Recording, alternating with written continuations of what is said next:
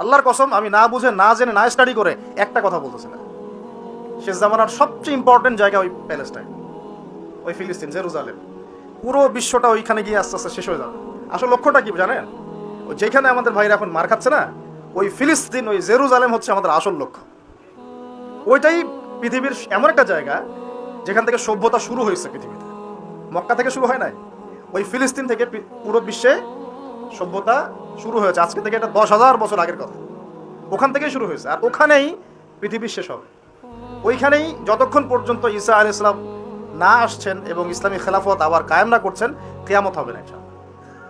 এই যে আসল জায়গাটা থেকে আমাদেরকে সরাই দেওয়া হয়েছে না, কয়জন ভাবে এটা নিয়ে? কয়জন জানে বা এটা নিয়ে? জানেই বা কয়জন?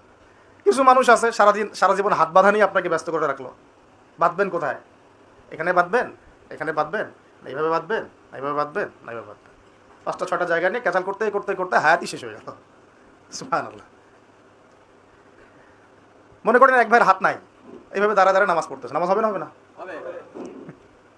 আমার হাত আছে, আমার এখানে একটা ফোড়া উঠছে, মনে করেন সত্যি সত্যি উঠছে, এটা মিথ্যা বলছি না, তা আমি এভাবে নামাজ পড়তে হবে কি না? হবে না?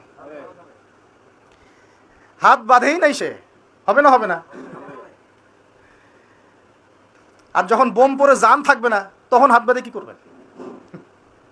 এখন উম্মার মধ্যে মারামারি, কাটাকাটি, বিভক্তি, আর কাফেররা এসে উম্মার সাথে যুদ্ধ করা শুরু করবে, তখন কি হাত বাঁধে নিয়ে ব্যস্ত থাকবেন?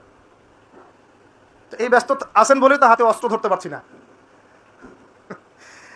এক ভাই খুব সুন্দর কথা বলছে যে ইসরায়েলের উচিত যে বাংলাদেশ থেকে এরকম কিছু শায়েক এবং মানুষকে হায়ার করা এবং এদেরকে ফিলিস্তিনে ছড়িয়ে দেওয়া, তাহলে জীবনেও ফিলিস্তিনিরা আর অস্ত্র হাতে নিতে পারবে না। ওরা এগুলো নিয়েই ব্যস্ত থাকবে সারা জীবন। আল্লাহ না করুক, যদি আল্লাহ না করুক, আমরা দোয়া করি, কিন্তু আমরা আশঙ্কা তো করি, আল্লাহ না করুক যদি শান্তিপূর্ণ এই বাংলার মাটিতেও কখনো এরকম পরিস্থিতির সৃষ্টি হয়, আল্লাহ না করুক, দোয়া করি আমরা, তখনও এক শ্রেণীর মানুষ এগুলো নিয়েই ব্যস্ত থাকবে। আপনাকে আপনার মূল লক্ষ্যটা থেকে সরায় দেওয়া হয়েছে। এটা বোঝার জন্য, এই ফিতনাগুলো চেনার জন্য ভাই সবার আগে দিনের জ্ঞান অর্জনের কোনো বিকল্প নাই। পড়তে রাজি আছি তো ইনশাআল্লাহ? অনলাইনে দিন শিখতে পারবেন না, কিছু ভালো ভালো আলেম আছেন যাদের লেকচার হয়তো শুনতে পারবেন, শুনে আপনি উৎসাহিত হতে পারবেন, বুস্ট আপ হবেন, ইন্সপায়ার্ড হবেন, কিন্তু এটা দিন শেখার কনস্ট্রাকটিভ কোনো প্ল্যাটফর্ম না। আপনাকে খাতা কলম নিয়ে ওই স্কুল কলেজের মতোই আলেমদের কাছে আসতে হবে, সিলেবাস রেডি করতে হবে, সিলেবাসে পড়তে হবে, পড়ার জন্য জায়গা দরকার, মাদ্রাসা দরকার, মসজিদ দরকার, মক্তব দরকার, এগুলো আপনাদেরকে করতে হবে। আর যেখানে আছে সেগুলোকে আবাদ করতে হবে। যেমন মসজিদ করেছেন, আবাদ করেন এটাকে। মসজিদ মানে নামাজ পড়ে দরজা বন্ধ করে রেখে দিব, এর নাম মসজিদ? মসজিদ মানে এখান থেকে দিনের দাওয়াতটা ছড়াবে, দিনের শিক্ষাটা ছড়াবে, তাই নয় কি? আল্লাহ রসুল কি মসজিদ সাল্লাল্লাহু আলাইহি ওয়াসাল্লাম মসজিদ প্রতিষ্ঠা করে শুধু নামাজের সময় খুলতেন আর নামাজের পরে বন্ধ করতেন? নাকি 24 ঘন্টা এখানে ইবাদত, আমল, তাজকিয়া, জিকির আজকার হতো? হতো না? এখনো তো মদিনায় হয়। মক্কা মদিনা কি এখনো বন্ধ থাকে 1 মিনিটের জন্য? এখানে দার্স হচ্ছে, ওইখানে নামাজ হচ্ছে, ওইখানে আলোচনা হচ্ছে, চলতে থাকে সব সময়। এটা হলো মসজিদের ফাংশন। এই মসজিদ আবাদ করেন, মাদ্রাসাগুলো আবাদ করেন, আপনার ছেলেকে মসজিদে পাঠান, মাদ্রাসায় পাঠান, মক্তবে পাঠান। ইয়াং জেনারেশন স্পেশালি আপনারা সিলেবাস ভিত্তিক পড়াশোনা করেন। এই ফ্যান্টাসি দিয়ে কিচ্ছু হবে না, আবেগ দিয়ে, ফ্যান্টাসি দিয়ে কাজের কাজ কিছু হবে না। খুব আবেগ লাগতেছে, খুব কষ্ট হচ্ছে আমার ফিলিস্তিনের জন্য, খুব কষ্ট হচ্ছে পুরো বিশ্বের প্রেক্ষাপটে মুসলিমদেরকে দেখে, কিন্তু আপনি তো ইসলাম সংশোধনের দিকে আসছেন না।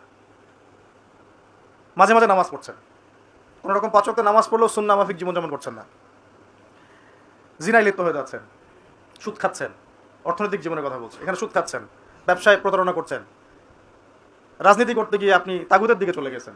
এক কথায় তাগুতের দিকে। তাগুত মানে আল্লাহ বাদ দিয়ে যার উপাসনা করা হয়। আমরা এখানে আল্লাহ পাকের বিধানের দাসত্বের চাইতে মানব রচিত বিধানের দাসত্ব বেশি করেছি এবং করছি, এখনো করছি, করে যাচ্ছি। কিছু করার নাই, কারণ পুরো বিশ্বটা এইভাবেই তো ফাংশন করা। যাদের গলায় জাতিসংঘের দড়ি আছে এরা তো এখান থেকে বেরোতে পারবে না। পারবে না, তাহলে ওদের আন্ডারে যে রুলস অ্যান্ড রেগুলেশনস এর আওতায় তো চলতে হবে। কিন্তু শিরক হয়ে গেল, এখানেও তো শিরক হয়ে গেল। মার না খাওয়ার কোনো কারণ নাই আমাদের এখন এই পর্যন্ত যে আমরা শান্তিপূর্ণভাবে নামাজ কালাম পড়তে পারছি আল্লাহ পাকের রহমত। বিশ্বাস করেন, আল্লাহ পাকের খাস রহমত। জানি না কত বছর এই রহমত থাকবে এইভাবে যদি আমরা সতর্ক না হই। সতর্ক হওয়ার জন্যই বলছি ভাই, এগুলো নিয়ে আমরা অনেক ভাবি, না বুঝে না জেনে একটা শব্দ বলছি না আমি। আল্লাহর কসম আমি না বুঝে না জেনে না স্টাডি করে একটা কথা বলতেছি না। শেষ জামানার সবচেয়ে ইম্পর্টেন্ট জায়গা ওই প্যালেস্টাইন, ওই ফিলিস্তিন, জেরুজালেম। পুরো বিশ্বটা ওইখানে গিয়ে আস্তে আস্তে শেষ হয়ে যাবে। সামনে যত বড় বড় ঘটনা, মালহামা মানে মহাযুদ্ধ, তারপরে ইমাম মাহদির আগমন, দাজ্জালের আত্মপ্রকাশ, দাজ্জাল ইহুদিদেরকে নিয়ে বিশ্বটাকে শাসন করবে, তারপরে ঈসা আলাইহিস সালামের আগমন, ইহুদিদের সাথে মুসলিমদের যুদ্ধ, তারপরে ওই বাইতুল মুকাদ্দাস আবার বিজয় করা, ওইখানে ঈসা আলাইহিস সালাম আবার 40 বছর খেলাফত চালাবেন, 40 বছর।